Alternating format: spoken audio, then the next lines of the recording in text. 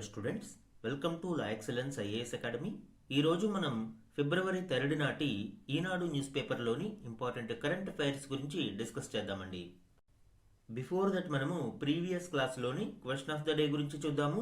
2026-27 కేంద్ర బడ్జెట్లో భారత ప్రభుత్వానికి వచ్చే ఏకైక అతిపెద్ద ఆదాయం అంటే సింగిల్ లార్జెస్ట్ సోర్స్గా ఇక్కడ చెప్పవచ్చు. ఏకైక అనే పదం మేబీ కన్వే అవ్వకపోవచ్చు, బట్ దాని అర్థం ఏంటి అంటే సింగిల్ లార్జెస్ట్ సోర్స్, ఒకే సోర్స్ నుంచి ఎక్కువ ఆదాయం ఏది వస్తుంది అనేది ఇక్కడ మనము కన్వే చేసుకోవాలి.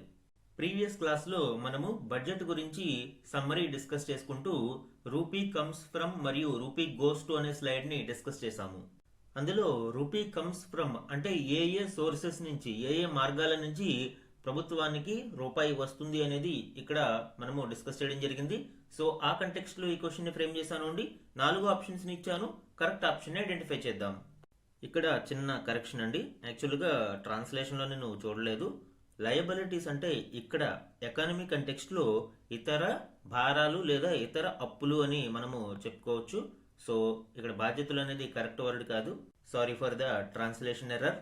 And coming to the discussion, rupee comes from మనము ఇక్కడ చూస్తే బారోయింగ్స్ అండ్ అదర్ లయబిలిటీస్ 24 పైసలుగా అంటే 24% మనం చూడవచ్చు. Next highest income tax 21% and third highest corporation tax 18%గా మనం చూడవచ్చు. సో రూపీ కమ్స్ ఫ్రమ్ విషయంలో సింగిల్ లార్జెస్ట్ సోర్స్ గా బారోయింగ్స్ అండ్ అదర్ లయబిలిటీస్ ని మనం చెప్పుకోవచ్చు. సో ఆన్సర్ ఏమవుతుంది? బి, రుణాలు మరియు ఇతర భారము లేదా అప్పులు. ఇక రూపీ గోస్ టు విషయంలో హైయెస్ట్ మనం చూస్తే స్టేట్స్ షేర్ ఆఫ్ ట్యాక్సెస్, పన్నుల పంపిణీలో రాష్ట్రాల వాటాకి సంబంధించి సుమారు 22% రూపీ గోస్ టు అనేది మనం చూడవచ్చు. And second highest interest payments, ఇదే మనకి అతిపెద్ద సమస్యగా మారుతుంది. ఎందుకు అంటే ఇదంతా రెవెన్యూ లోటుకి మరియు ద్రవ్య లోటుకి కారణమవుతూ ఉంటుంది. ఇంట్రెస్ట్ పేమెంట్స్ 20% వెళ్ళిపోతూ ఉన్నాయి. అలానే సెంట్రల్ సెక్టార్ స్కీమ్స్ కి 17% థర్డ్ హైయెస్ట్ గా మనం చూడవచ్చు. ఎగ్జామ్ పాయింట్ ఆఫ్ వ్యూలో rupee comes from top 3 sources మరియు rupee goes to top 3 items అనేది మనకి ఇంపార్టెంట్ అండి. సో ఇక్కడ ఆన్సర్ ఏమవుతుంది? బి అనేది కరెక్ట్ ఆప్షన్. ఇక్కడ ఈరోజు మన ఫస్ట్ ఆర్టికల్ చూడండి. వాణిజ్య ఒప్పందానికి ఓకే, భారత్ పై సుంకాలని 18% తగ్గిస్తున్నాం. ఈ article India US trade deal కి సంబంధించి ట్రంప్ చేసిన ప్రకటనను గురించి వివరిస్తుంది. ఇందులోని కీ డీటెయిల్స్ ని ఇప్పుడు చూద్దాము. మా వస్తువులపై సున్నా సుంకాలకు రష్యా చమురు నిలిపివేతకు ఆ దేశం అంగీకరించింది.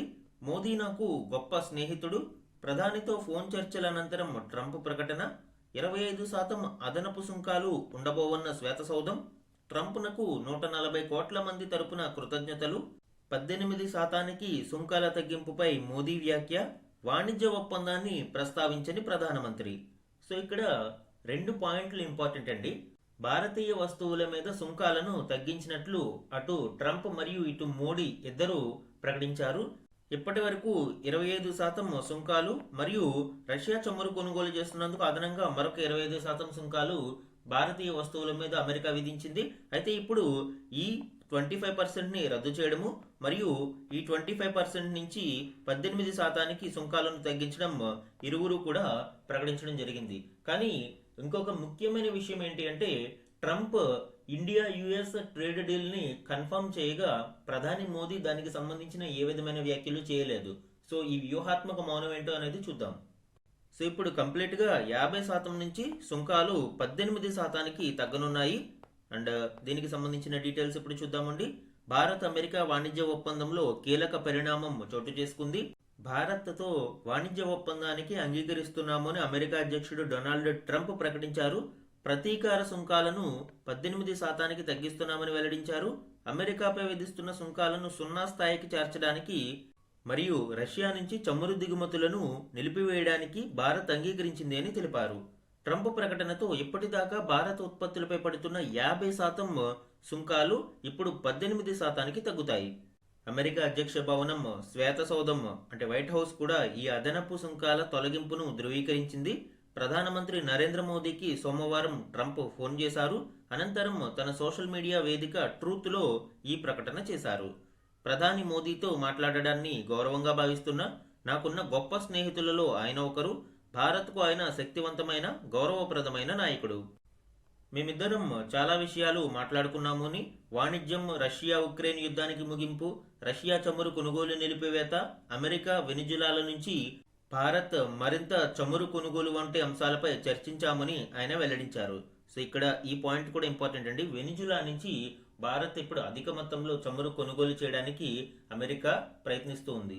ఎందుకు అంటే ఇప్పుడు వెనిజులాన్ ఆయిల్ ట్రేడ్ అంతా కూడా అమెరికన్ కంపెనీల చేతుల్లోనే ఉంది కాబట్టి ఇప్పుడు ఆ ట్రేడ్ కి పార్ట్నర్స్ ని వెతకడం అమెరికా లక్ష్యంగా పెట్టుకుంది.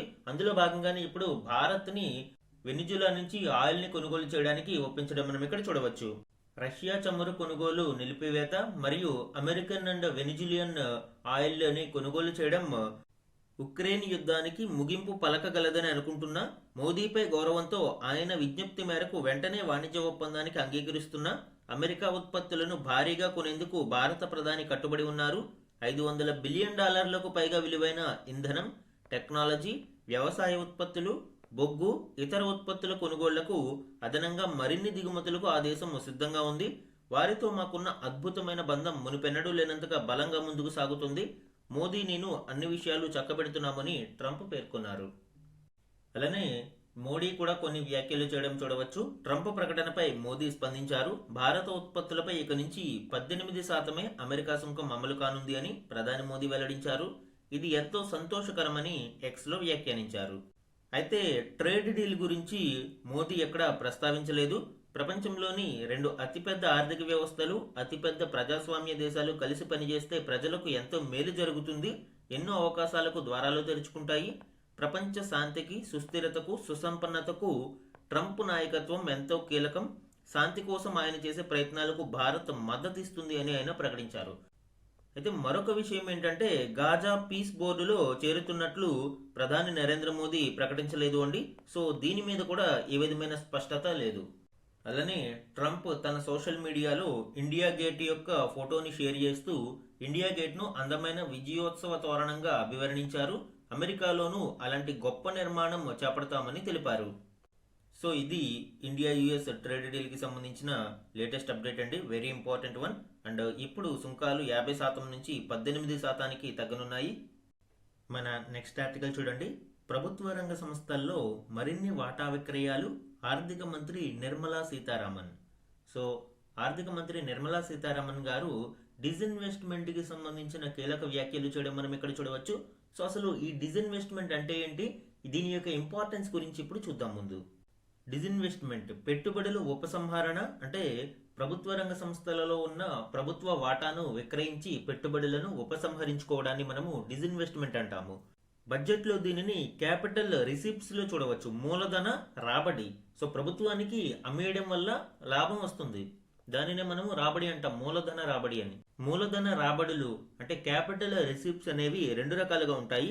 Government funds that either create a liability, అంటే రుణాలు తీసుకోవడం ద్వారా గానీ, ఆర్ రెడ్యూస్ ఫైనాన్షియల్ అసెట్స్, ప్రభుత్వ రంగ ఆస్తులను అమ్మడం ద్వారా, అంటే డిజిన్వెస్ట్మెంట్స్ ద్వారా మనము ఈ నాన్ డెట్ రిసిప్ట్స్ ని తీసుకోగలుగుతాం.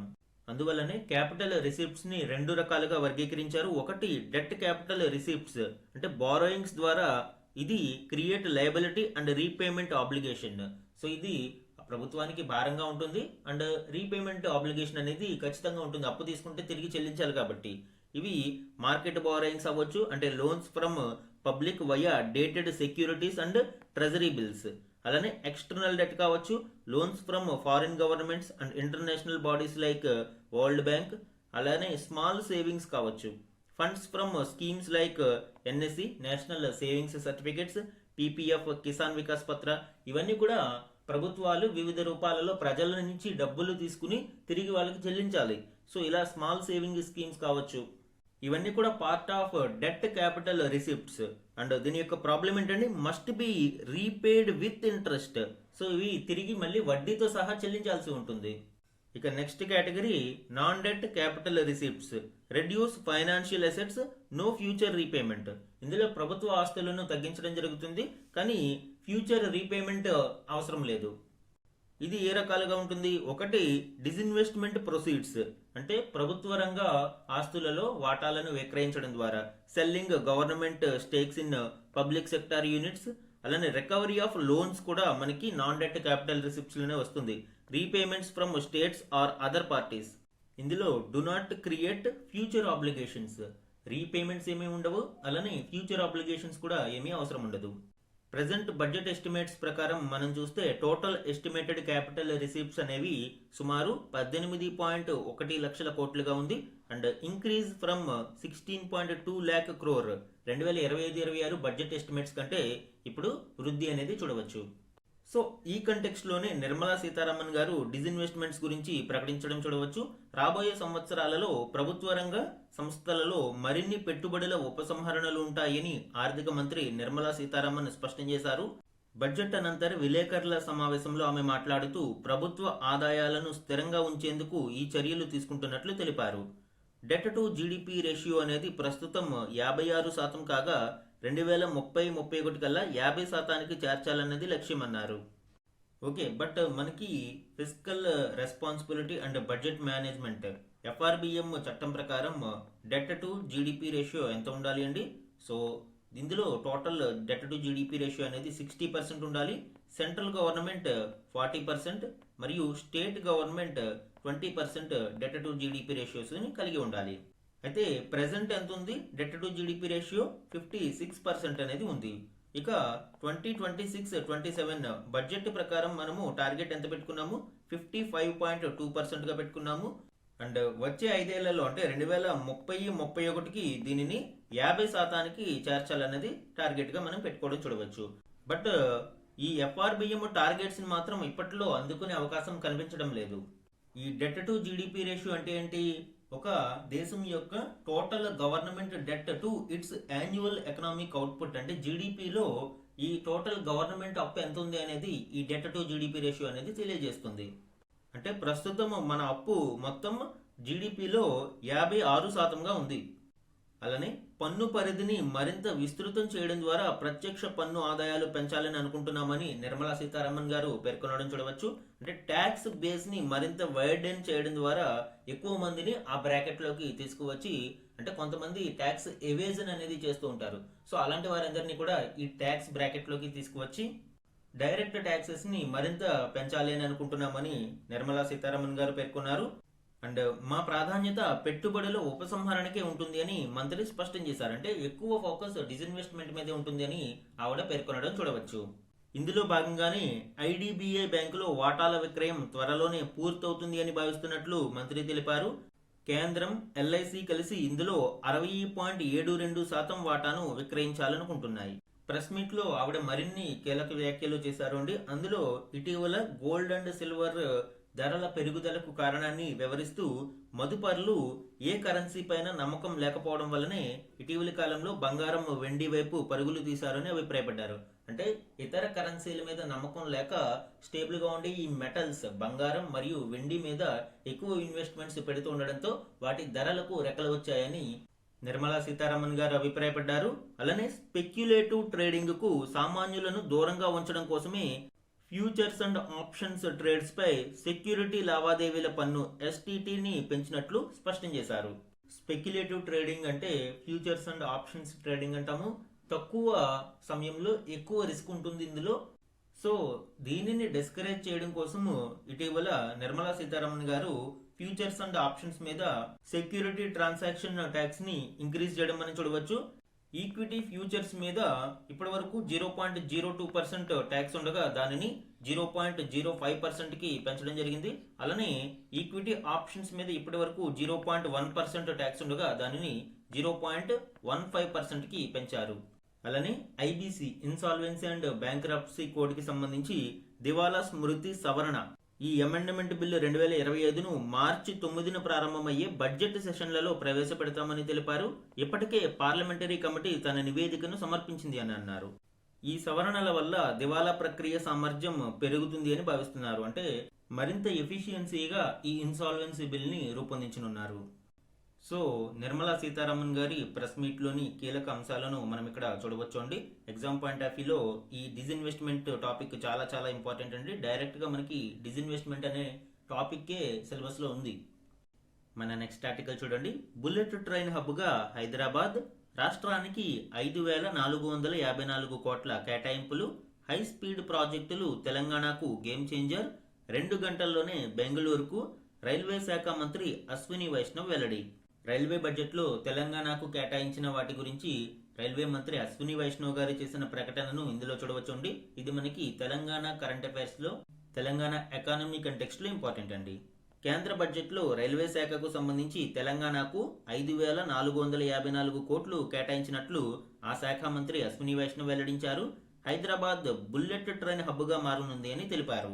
ఇటీవలి కేంద్ర బడ్జెట్లో రాష్ట్రాల వారీగా చేసిన కేటాయింపుల వివరాలని ఆయన ఢిల్లీలో నిర్వహించిన విలేకరుల సమావేశంలో ప్రకటించారు. ఈ సందర్భంగా తెలంగాణ ప్రజలకు హృదయపూర్వక అభినందనలు తెలిపిన మంత్రి నమస్తే తెలంగాణ ఎలా ఉన్నారు అంటూ తెలుగులో తన ప్రసంగాన్ని ప్రారంభించారు. తెలంగాణలో బడ్జెట్కు సంబంధించిన అంశాలను ప్రస్తావిస్తూ తెలంగాణకు 3 కొత్త బుల్లెట్ రైలు ప్రాజెక్టులు మంజూరయ్యాయి. అవి హైదరాబాద్ చెన్నై, హైదరాబాద్ బెంగళూరు, హైదరాబాద్ పూణే. ఈ ప్రాజెక్టులతో హైదరాబాద్ దేశంలో ప్రధాన బుల్లెట్ రైళ్లకు మేజర్ హబ్గా మారనుంది. అదేవిధంగా తెలంగాణలో ప్రస్తుతం చేపట్టిన రైల్వే ప్రాజెక్టుల మొత్తం విలువ 47,984 కోట్లు. గతంలో కేంద్రంలో ఉన్న కాంగ్రెస్ నేతృత్వంలోని ప్రభుత్వం తెలంగాణకు కేటాయించిన బడ్జెట్తో పోలిస్తే ఈ మొత్తం దాదాపు 6 రెట్లు ఎక్కువ అని ఆయన ప్రకటించారు. అండ్ బుల్లెట్ రైలు ప్రాజెక్టులు అందుబాటులోకి వచ్చాక ప్రయాణ సమయాలు పూర్తిగా మారిపోతాయి. హైదరాబాద్ నుంచి పూణేకు దాదాపు 1.55 గంటలలో, ముంబైకి 2.45 గంటలలో, చెన్నైకి 2 గంటల 55 నిమిషాలలో, బెంగళూరుకు 2 గంటల్లో చేరుకోవచ్చు. ఈ బుల్లెట్ రైలు ప్రాజెక్టులు తెలంగాణకు గేమ్ చేంజర్గా మారనున్నాయని అశ్విని వైష్ణవ్ వ్యాఖ్యానించారు. ఇక ఈ హై స్పీడ్ కారిడార్లు అన్నీ కూడా ఎత్తైన మార్గాలలోనే, అంటే ఎలివేటెడ్ వేస్లోనే నిర్మాణం అవుతాయి. దీనివలన ఆయా మార్గాలలోని గ్రామాలు, పట్టణాల భౌగోళిక స్వరూపానికి నష్టం ఉండదు. భూసేకరణ కూడా ఈ విధానం తగ్గిస్తుంది. హై స్పీడ్ కారిడార్ల నిర్మాణ పనులు త్వరలోనే ప్రారంభమవుతాయని ఆయన వెల్లడించారు. డిపిఆర్లు, అలైన్మెంట్లు, డిజైన్లు తుది దశలో ఉన్నాయని ప్రకటించారు. అండ్ దేశంలో తొలి high speed corridor Mumbai Ahmedabad project ద్వారా మా ఇంజనీర్లు, తయారీదారులు, నిర్మాణ బృందాలు, డిజైన్ నిపుణులు, జియో టెక్నికల్, ఎలక్ట్రిక్ వ్యవస్థల నిపుణులు క్లిష్టమైన సాంకేతికతపై విలువైన అనుభవాన్ని సంపాదించారు. దీన్ని ఆధారంగా చేసుకుని ప్రధాని మంత్రి నరేంద్ర మోదీ నాయకత్వంలో ఇప్పుడు మేము 2వ దశ హై స్పీడ్ రైలు ప్రాజెక్టులోకి ప్రవేశించాం. దేశవ్యాప్తంగా ఉత్తర, తూర్పు, దక్షిణ, పశ్చిమ ప్రాంతాలలో మొత్తం 7 కొత్త బుల్లెట్ రైలు ప్రాజెక్టులు చేపడుతున్నాం. ఈ హై స్పీడ్ రైళ్లు గంటకు 350 కిలోమీటర్ల వేగంతో ప్రయాణిస్తాయని ఆయన ప్రకటించారు. So second phase bullet train ప్రాజెక్టులలో మొత్తం 7 ప్రాజెక్టులను చేపడతామని, అందులో 3 ప్రాజెక్టులు హైదరాబాద్ హబ్గా చేసుకుని వెళ్తున్నాయని కేంద్ర రైల్వే శాఖ మంత్రి అశ్విని వైష్ణవ్ గారు వెల్లడించడం మనం ఇక్కడ చూడవచ్చు. సో ఇది బడ్జెట్లో రైల్వే శాఖకు సంబంధించి తెలంగాణకు చేపట్టిన కేటాయింపులు మరియు ప్రాజెక్టుల వివరాలు. మన నెక్స్ట్ ఆర్టికల్ చూడండి. ఏపీకి గేమ్ చేంజర్గా బుల్లెట్ రైళ్లు. ఇది లాస్ట్ ఆర్టికల్కి కంటిన్యూషన్గా చూడవచ్చు అండి. సో లాస్ట్ ఆర్టికల్లో తెలంగాణ గురించి రైల్వే మంత్రి ప్రకటిస్తే ఇక్కడ మనము ఏపీకి సంబంధించిన గణాంకాలను చూడవచ్చు. చెన్నై కోల్కతా కారిడార్ 4 లైన్లుగా నిర్మాణం, శరవేగంగా దక్షిణ కోస్తా జోన్ కార్యాలయ పనులు, ఏపీలోని రైల్వే ప్రాజెక్టులకు 10,134 కోట్ల కేటాయింపు, రైల్వే మంత్రి అశ్విని వైష్ణవ్ వెల్లడి. కొత్తగా చేపట్టనున్న బుల్లెట్ రైళ్ల ప్రాజెక్టులు ఏపీకి గేమ్ చేంజర్ కానున్నాయని, ఇది రాష్ట్రానికి ఎంతో ప్రయోజనకరంగా ఉంటుంది అని కేంద్ర రైల్వే శాఖ మంత్రి అశ్విని వైష్ణవ్ వెల్లడించారు. హై స్పీడ్ రైల్ కారిడార్లు అందుబాటులోకి వస్తే ప్రయాణ సమయం గణనీయంగా తగ్గిపోతుంది అని అన్నారు. బుల్లెట్ రైళ్లలో హైదరాబాద్ నుంచి అమరావతి మీదుగా చెన్నైకి 2.55 గంటలలో, హైదరాబాద్ నుంచి బెంగళూరుకు 2 గంటల్లో, బెంగళూరు నుంచి చెన్నైకి 1.13 గంటల్లో చేరుకోవచ్చని మంత్రి వెల్లడించారు. 2026-27 బడ్జెట్లో ఏపీలోని రైల్వే ప్రాజెక్టులకు సుమారు 10,134 కోట్లు కేటాయించినట్లు తెలిపారు. 2009 నుంచి 2014 మధ్య కాంగ్రెస్ ప్రభుత్వ హయాంలో ఉమ్మడి రాష్ట్రానికి ఏటా 886 కోట్ల చొప్పున కేటాయింపులు ఉండగా ఈసారి బడ్జెట్లో దానికంటే 11 రెట్లు అధికంగా నిధులను కేటాయించినట్లు మంత్రి వెల్లడించారు. అలానే కోల్కతా నుంచి చెన్నై వరకు ఉన్న మార్గమంతా 4 లైన్ల కారిడార్గా మార్చనున్నాం. ఇందులో భాగంగా ఏపీ, ఒడిశాలో పూర్తిగా 3, 4 లైన్లు నిర్మిస్తాం. ప్రస్తుతం ఏపీలో 92,649 కోట్ల ప్రాజెక్టుల పనులు జరుగుతూ ఉన్నాయి. రాష్ట్ర ప్రభుత్వ సహకారంతో ఆయా రైల్వే ప్రాజెక్టుల పనులు వేగంగా చేస్తున్నామని ప్రకటించడం చూడవచ్చు. ఇక అమృత్ స్టేషన్ పథకం కింద ఏపీలో 73 స్టేషన్లలో పునర్నిర్మాణ పనులు జరుగుతున్నాయని, వీటిలో సూళ్లూరుపేట, రాయనపాడు, కాకినాడ టౌన్, మంగళగిరి, తుని స్టేషన్ల పనులు పూర్తయ్యాయని ప్రకటించారు.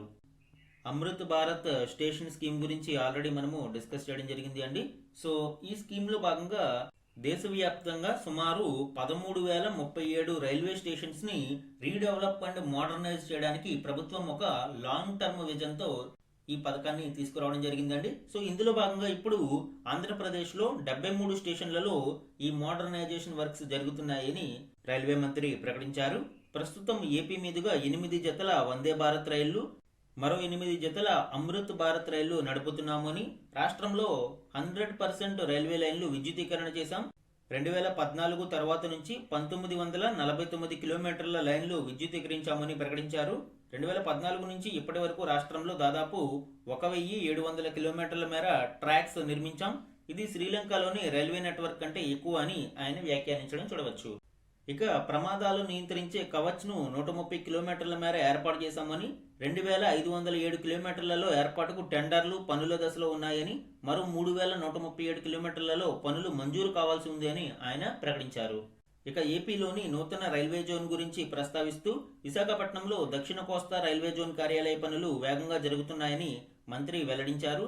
కొత్త జోన్ ఏర్పాటైనప్పుడు వేరొక జోన్ నుండి సిబ్బంది, కంట్రోల్, కమాండ్, టైం టేబుల్ ఇలా అన్నీ మారుతాయని, అనేక ఆపరేషన్ అంశాలు ఉంటాయని చెప్పారు. గతంలో కొత్త జోన్ కార్యాలయ పనులను 3-4 ఏళ్లు పట్టేదని, విశాఖలో జోన్ కార్యాలయ పనులు మాత్రం శరవేగంగా సాగుతున్నాయని పేర్కొన్నారు. ఇక హై స్పీడ్ రైలు కారిడార్లు సిద్ధమై బుల్లెట్ రైళ్లు పరుగులు పెడితే కేవలం గంటలోనే అమరావతి నుంచి హైదరాబాద్కి చేరుకోవచ్చు, అమరావతి నుంచి చెన్నైకి 2 గంటల్లో వెళ్ళిపోవచ్చని వ్యాఖ్యానించారు. కర్నూలు నుంచి హైదరాబాద్కు 45 నిమిషాలలో చేరుకోవచ్చు, కర్నూలు నుంచి బెంగళూరుకి 80 నిమిషాల ప్రయాణం ఉంటుంది అని, అనంతపురం నుంచి హైదరాబాద్కు 90 నిమిషాలు, అనంతపురం నుంచి బెంగళూరుకు కేవలం 45 నిమిషాల్లో చేరుకోవచ్చని పేర్కొన్నారు. చెన్నై బెంగళూరు కారిడార్లో చిత్తూరు నుంచి చెన్నైకు 30 నిమిషాలు, చిత్తూరు నుంచి బెంగళూరుకు 45 నిమిషాలు ప్రయాణిస్తే చేరుకోవచ్చని కూడా ఆయన ప్రకటించడం చూడవచ్చు. సో ఇవన్నీ కూడా ఇటీవలి బడ్జెట్లో రైల్వే శాఖకు సంబంధించి ఏపీలో కేటాయించిన కేటాయింపుల గురించి అశ్విని వైష్ణవ్ గారు చేసిన వ్యాఖ్యలు ఇక్కడ చూడవచ్చు. యాక్చువల్లీ ఈ సదర్న్ హై స్పీడ్ ట్రయాంగిల్ ద్వారా ఏపీనే ఎక్కువగా లాభపడనుంది. చెన్నై, బెంగళూరు మరియు హైదరాబాద్ల ద్వారా కలిపే ఈ కారిడార్లలో ఎక్కువగా ఆంధ్రప్రదేశ్లోని సిటీస్, ముఖ్యంగా అమరావతితో పాటు స్ట్రాటజిక్ హబ్స్ మరియు ఎకనామిక్ క్లస్టర్స్ అనేకం ఈ హై స్పీడ్ రైలు కారిడార్స్ ద్వారా కనెక్ట్ కానున్నాయి. ఈ కంటెక్స్ట్ లోనే railway budget at a glance ఒకసారి చూద్దాము. నెట్ రెవెన్యూ అంటే సర్ప్లస్ రిమైనింగ్, మనకి ఎక్స్పెన్సెస్ అన్ని తీసివేయగా ఉన్న సర్ప్లస్ ని నెట్ రెవెన్యూ అని పిలుస్తాము. 2024-25 యాక్చువల్స్ చూస్తే 2,660 కోట్లుగా ఉంది. అండ్ 2025-26 బడ్జెట్ ఎస్టిమేట్స్ 3,041 కోట్లు అండ్ రివైజ్డ్ ఎస్టిమేట్స్ లో కేవలం 1,957 కోట్లకి అడ్జస్ట్ చేయడం జరిగింది. ఇక 2026-27 బడ్జెట్ ఎస్టిమేట్స్ ప్రకారం 3,000 కోట్లుగా ఉండవచ్చు అనేది అంచనా. ఇంకా కీ పెర్ఫార్మెన్స్ ఇండికేటర్ అయిన ఆపరేషన్ రేషియో గురించి ఇక్కడ చూద్దామండి. ఈ ఆపరేషన్ రేషియో అనేది ఏంటి? రేషియో ఆఫ్ వర్కింగ్ ఎక్స్పెన్సెస్, అంటే మనకి ఈ వర్కింగ్ కొరకు అయ్యే మొత్తం ఖర్చులు బై టారిఫ్ రిసిప్ట్స్. మనకి ఈ టికెట్ రేట్లు, టారిఫ్ వలన వచ్చే ఆదాయాన్ని మనము ఈ రేషియోని ఆపరేటింగ్ రేషియో అని పిలుస్తాం. సో ఎప్పుడైతే ఈ ఆపరేటింగ్ రేషియో అనేది తక్కువ ఉంటుందో ఆటోమేటిక్ గా ఎఫిషియన్సీ అనేది ఎక్కువ ఉన్నట్టు మనం అంచనా వేయవచ్చు. సో 2024-25 యాక్చువల్స్ చూస్తే 98.22% ఆపరేటింగ్ రేషియో ఉండగా 25-26 బడ్జెట్ ఎస్టిమేట్స్ లో 98.43%, 25-26 రివైజ్డ్ ఎస్టిమేట్స్ లో 98.82% అండ్ 2026-27 బడ్జెట్ ఎస్టిమేట్స్ ప్రకారం 98.4%గా ఈ ఆపరేటింగ్ రేషియో అనేది అంచనా వేస్తున్నారు. ఇక working results, gross traffic receipts ఎంత ఉన్నాయి, టోటల్ వర్కింగ్ ఎక్స్పెన్సెస్ ఎంత ఉన్నాయి అనేది ఇక్కడ చూడవచ్చు అండి. 2024-25 యాక్చువల్స్ లో గ్రాస్ ట్రాఫిక్ రిసిప్ట్స్ అనేవి 2,65,114 కోట్లుగా ఉండగా 2026-27 బడ్జెట్ ఎస్టిమేట్స్ కి వచ్చేయండి ఇది 3,01,700 కోట్లుగా అంచనా.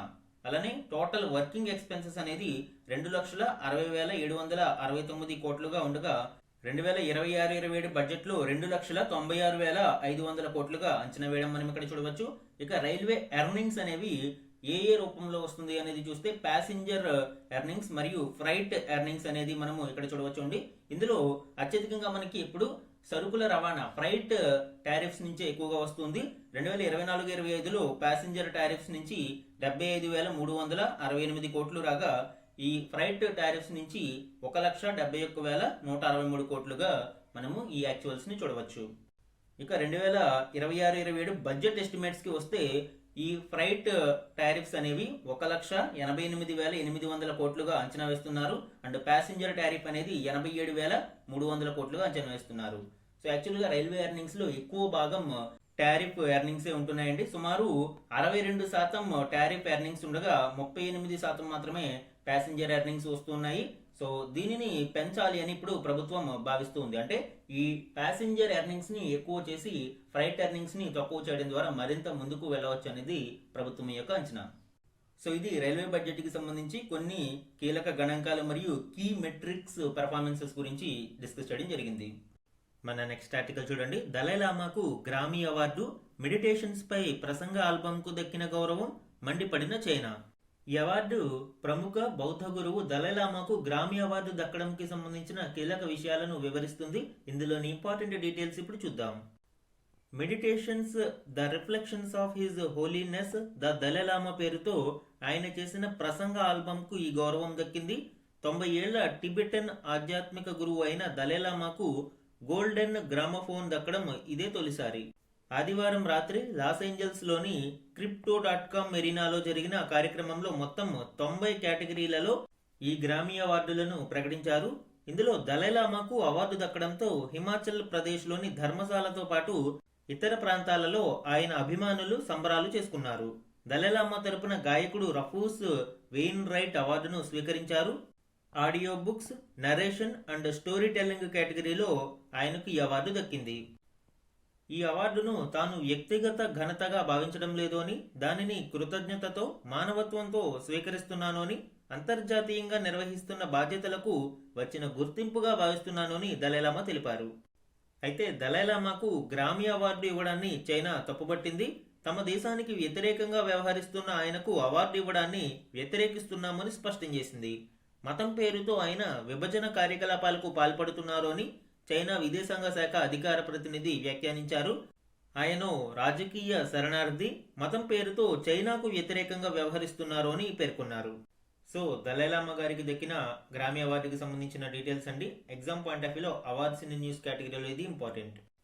ఈరోజు ఈనాడు న్యూస్ పేపర్లోని important one liner current affairs ని చూద్దాము.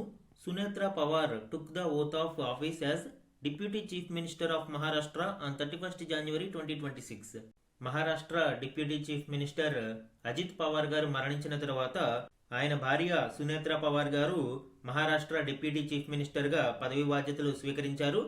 తద్వారా మహారాష్ట్రలో మొట్టమొదటి మహిళా డిప్యూటీ చీఫ్ మినిస్టర్ గా ఆమె ఘనత సాధించారు. The స్వేరింగ్ in ceremony held at Lok Bhavan was administered by the governor and attended by Chief Minister Devendra Fadnavis of the BJP and Deputy Chief Minister Eknath Shinde of the Shiv Sena. యాక్చువల్గా ఇక్కడ ఇంకొక doubt రావచ్చు అండి. Deputy chief మినిస్టర్గా రాజ్యాంగబద్ధంగా పదవిని స్వీకరించే అవకాశం ఉందా అంటే, డిప్యూటీ చీఫ్ మినిస్టర్ అనే పదవి రాజ్యాంగబద్ధంగా లేదు. కానీ మినిస్టర్ ఆఫ్ ద స్టేట్ కేటగిరీలో అండర్ ఆర్టికల్ 164 Clause 3 ప్రకారం ఇక్కడ స్వేరింగ్ ఇన్ సెరమనీ అనేది జరుగుతుంది. కాకపోతే డెసిగ్నేషన్ మాత్రం డిప్యూటీ చీఫ్ మినిస్టర్ గా బాధ్యతలు ఉంటాయి. Next one, air marshal Inderpal Singh Walia took charge as the new air officer commanding in chief of the Indian air force eastern air command on February 1st, 2026. Personal news లో maybe ఇలాంటివి అడిగే అవకాశం ఉందండి. Especially defence related exams లో ఇలాంటివి important. Next one, very very important one. The Patna Bird Sanctuary in Etah, Uttar Pradesh and Chari Dand in Kutch, Gujarat have been officially designated as Ramsar wetlands, bringing India's total number of recognized wetlands to 98. Recent గా మరొక 2 చిత్తడి నెలలను Ramsar wetlands గా గుర్తించడం జరిగింది. తద్వారా భారతదేశంలో ఇప్పటి వరకు ఉన్న రామ్సార్ సైట్స్ సంఖ్య 98కి చేరుకుంది. This development reinforces India's commitment to protecting wetlands and biodiversity under global frameworks. ఈ కంటెక్స్ట్ లో రామ్సార్ వెట్లాండ్స్ గురించి కూడా మనము డిస్కస్ చేద్దామండి. రామ్సార్ వెట్లాండ్స్ అనేవి వెట్లాండ్స్ ఆఫ్ ఇంటర్నేషనల్ ఇంపార్టెన్స్ గా మనము చెప్పవచ్చు. దీనిని 1971లో రామ్సార్ కన్వెన్షన్ ద్వారా గుర్తించడం జరుగుతుంది. ఇరాన్ లో ఈ కన్వెన్షన్ జరిగింది. దీని యొక్క ప్రధాన ఉద్దేశం ఏంటి అంటే conservation and wise use, sustainable management అనేది దీని యొక్క ప్రధాన ఉద్దేశం. ఈ ఇంటర్ గవర్నమెంటల్ ఎన్విరాన్మెంటల్ ట్రీటీ అనేది యునెస్కో ఎస్టాబ్లిష్ చేయడం జరిగింది. సో ఈ ట్రీటీ ద్వారా ఇంటర్నేషనల్లీ ఇంపార్టెంట్ వెట్లాండ్స్ ని ఈ రామ్సార్ కన్వెన్షన్ కింద గుర్తించడం జరుగుతుంది. వై దే ఆర్ ఇంపార్టెంట్, ఈ రామ్సార్ వెట్లాండ్స్ అనేవి ఎందుకు ఇంపార్టెంట్ అనేది చూస్తే biodiversity, home to 40% of all species, అలానే క్లైమేట్ అండ్ డిజాస్టర్ ప్రొటెక్షన్ కొరకు నేచురల్ స్పాంజెస్ లాగా ఇవి ఉపయోగపడతాయి. Absorb floods, protect coasts, store more carbon than forests, అలానే హ్యూమన్ సర్వైవల్ కొరకు provide nearly 70% fresh water, support 1 billion plus livelihoods ఈ wetlands ద్వారా సాధ్యమవుతుంది. అలానే global and India reach as of 2026 ఫిబ్రవరి ప్రకారం మనం చూసుకున్నప్పుడు గ్లోబల్లీ 2520 ప్లస్ సైట్స్ ఈ రామ్సార్ కన్వెన్షన్ లో భాగంగా ఉన్నాయి. అండ్ ఇండియాలో ఇవి 98 ఉన్నాయి. లార్జెస్ట్ సుందర్బన్స్ గా చెప్పవచ్చు. అండ్ ఇందులో కొన్ని థ్రెటెండ్ వెట్లాండ్స్ ని మాంట్రెక్స్ రికార్డ్ లో నమోదు చేయడం జరుగుతుంది.